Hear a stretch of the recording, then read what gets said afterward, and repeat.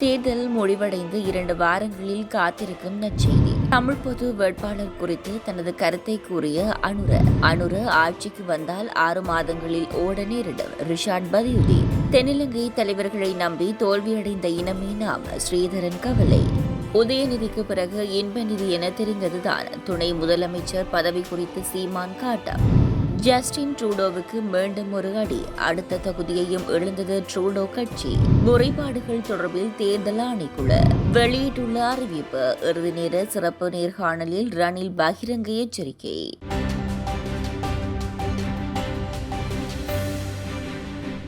2 வாரங்களுக்குள் நாடு உத்தியோகபூர்வமாக வங்குரோத்து நிலையிலிருந்து வெளியேறும் என ஜனாதிபதி ரணில் விக்ரமசிங்க தெரிவித்துள்ளார். காலியில் நேற்றைய தினம் இடம்பெற்ற இயலும் ஸ்ரீலங்கா பொதுக்கூட்டத்தின் போதே அவர் மேற்கண்டவாறு குறிப்பிட்டுள்ளார்.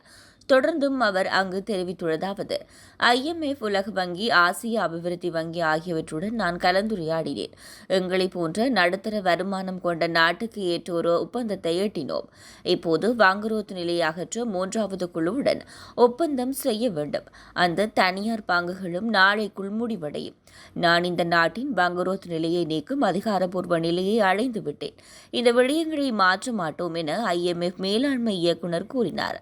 தேர்தல் முடிவடைந்து 2 வாரத்தில் அவர்கள் இந்த வேலை திட்டங்களை நிறைவு செய்து விடுவார்கள் என்றார். எந்த ஒரு அரசியல் கட்சிக்கும் அல்லது அரசியல் சமூக அமைப்புக்கும் தமது தரப்பிலிருந்து ஒரு வேட்பாளரை முன்னிறுத்தும் உரிமை உள்ளது என தேசிய மக்கள் சக்தியின் ஜனாதிபதி வேட்பாளர் அன்றகுமார் திசாநாயக்க தெரிவித்துள்ளார்.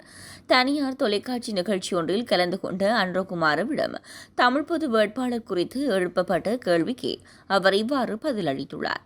மேலும் அவர் தெரிவிக்கையில், தமிழ் மக்களை பிரதித்துவப்படுத்தும் வகையில் ஒரு வேட்பாளரை நியமிப்பது அவர்களின் ஜனநாயக உரிமையாகும். எனினும் தமிழ், சிங்களம் மற்றும் முஸ்லிம் எனும் அடிப்படையில் நாம் நமது அரசியலை நகர்த்த வேண்டிய தேவையில்லை. குறித்த சமூகங்களுக்கு தனிப்பட்ட பிரச்சினைகள் இருக்கும்.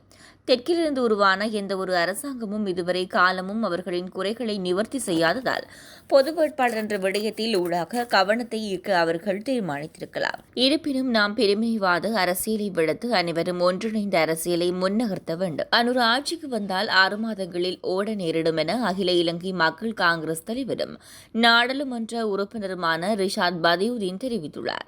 ஐக்கிய மக்கள் கூட்டணியின் ஜனாதிபதி வேட்பாளர் சஜித் பிரேமதாசவை ஆதரித்து புத்தளத்தில் நேற்று இடம்பெற்ற பிரசார கூட்டத்தில் உரையாற்றிய போதே அவர் மேற்கண்டவாறு கூறியுள்ளார். அவர் மேலும் கூறியதாவது: முஸ்லிம் தாய்மார்களின் கருவறைகளில் பயங்கரவாதம் உயிர்ப்படைவதாக நாடாளுமன்றத்தில் கூறியவர்தான் அன்றகுமார திசாநாயக்க. ஈஸ்டர் தாக்குதல் காலங்களிலும் கோவிட் தொற்று நேரங்களிலும் அனுரவின் சுயரூபத்தை காண முடிந்தது. முஸ்லிம்களுக்கு எதிராக தேசிய மக்கள் சக்தி எடுத்த நிலைப்பாட்டை நாம் மறக்க முடியாது. ஜனசாக்களை எரிப்பதற்கு எண்ணெய் ஊற்றுவது போல உதவியவர்கள் இவர்கள். பயங்கரவாதத்துடன் எமது இஸ்லாத்தை இணைத்து பேசியவர்களும் இவர்கள்தான். தேசிய மக்கள் சக்தியின் முன்னாள் எம்பிக்கள் 40 பேர் இன்று ஓய்வூதியம் பெறுகின்றனர். நாம் வரலாற்று ரீதியாக தென்னிலங்கை தலைவர்களுக்கு மட்டும் வாக்களித்து தோல்வியை அடைந்தோம் என இலங்கை தமிழரசு கட்சியின் நாடாளுமன்ற உறுப்பினர் சிவஞானம் ஸ்ரீதரன் தெரிவித்துள்ளார். யாழ்ப்பாணம் மூளாய் வேரம் பகுதியில் இடம்பெற்ற தமிழ் பொது வேட்பாளருக்கு ஆதரவான பிரசார கூட்டத்தில் கலந்து கொண்டு கருத்து தெரிவிக்கும் போதே அவர் மேற்கண்டவாறு குறிப்பிட்டுள்ளார். அவர் மேலும் கூறுகையில், நாம் 2010ஆம் ஆண்டு அப்போதைய ஜனாதிபதி வேட்பாளர் சரத் பொன்சேகாவை ஆதரித்து தோல்வியடைந்தோம். 2019ஆம் ஆண்டு அப்போதைய ஜனாதிபதி வேட்பாளராக இருந்த சஜித் பிரேமதாசவை ஆதரித்து தோல்வியடைந்தோம். 2015ஆம் ஆண்டு மைத்ரிபால சிறிசேனவை ஆதரித்து அவர் வெற்றி அடைந்திருந்தாலும் எமக்கான உரிமைகளை அவர் மீட்டு தரவில்லை என தெரிவித்துள்ளார். தமிழகத்தின் துணை முதலமைச்சராக உதயநிதி ஸ்டாலின் பதவியேற்க உள்ளார் என்று தகவல் பரவி வருவது தொடர்பாக சீமான் கருத்து தெரிவித்துள்ளார். தமிழக விளையாட்டுத்துறை மற்றும் இளைஞர் நலன்துறை அமைச்சர் உதயநிதி ஸ்டாலின் தமிழகத்தின் துணை முதலமைச்சராக பதவியேற்பார் என்று சில மாதங்களாக தகவல்கள் பரவி வருகிறது. இதனை சில திமுக MLAக்கள் மற்றும் அமைச்சர்களும் கூறி வருகின்றனர். இந்த நிலையில் அமெரிக்க பயணத்தை முடித்துவிட்டு வந்த தமிழக முதலமைச்சர் ஸ்டாலின் அமைச்சரவையில் மாற்றம் ஏற்படும் என்று தெரிவித்திருந்தார். இந்த அறிவிப்பின் மூலம் உதயநிதி ஸ்டாலின் தமிழகத்தின் துணை முதலமைச்சராக பதவியேற்பார் என்று தகவல் பரவுகிறது. உதயநிதி ஸ்டாலின் துணை முதலமைச்சராவதாக தகவல் பரவுவது குறித்து நாம் தமிழர் கட்சி ஒருங்கிணைப்பாளர் சீமான் பேசுகையில், கருணாநிதி, ஸ்டாலின், உதயநிதி ஸ்டாலின், இன்பநிதி என்று அடுத்தடுத்து திமுகவின் தலைவர்களாவதுதான் சனாதனம். கனடா பிரதமர் ஜஸ்டின் ட்ரூடோவுக்கு மீண்டும் ஒரு அடி விழுந்துள்ளது. ஆம், இடைத்தேர்தலில் முக்கியமான மற்றுமொரு தொகுதியையும் இழந்துள்ளது அவர் சார்ந்த லிபரல் கட்சி. கனடாவின் டொரண்டோ எஸ்டி பால்ஸ் தொகுதியில் நடத்தப்பட்ட இடைத்தேர்தலில் ஆளும் ஜஸ்டின் ட்ரூடோவின் லிபரல் கட்சி தோல்வியை சந்தித்தது அனைவரும் அறிந்ததே.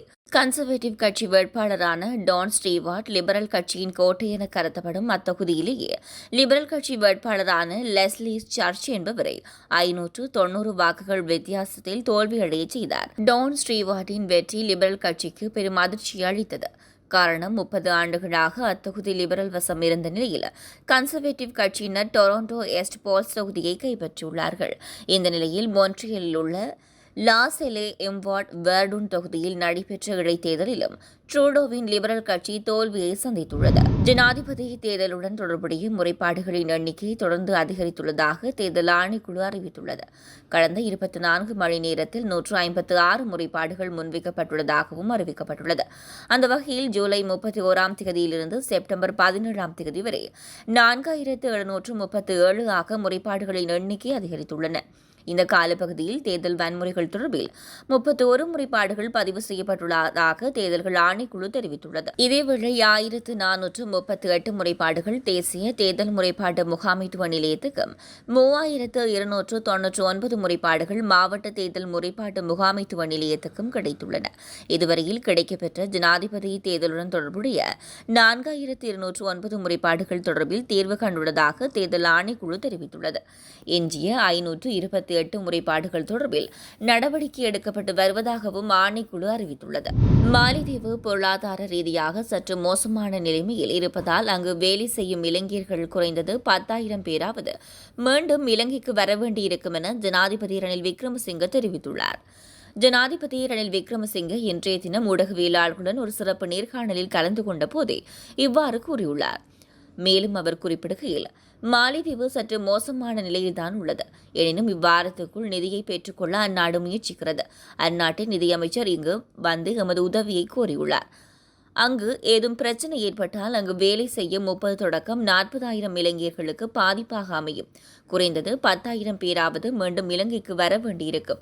எமது நாட்டிலிருந்துதான் உணவு உள்ளிட்ட பல விடயங்கள் அங்கு அனுப்பப்படுகின்றன.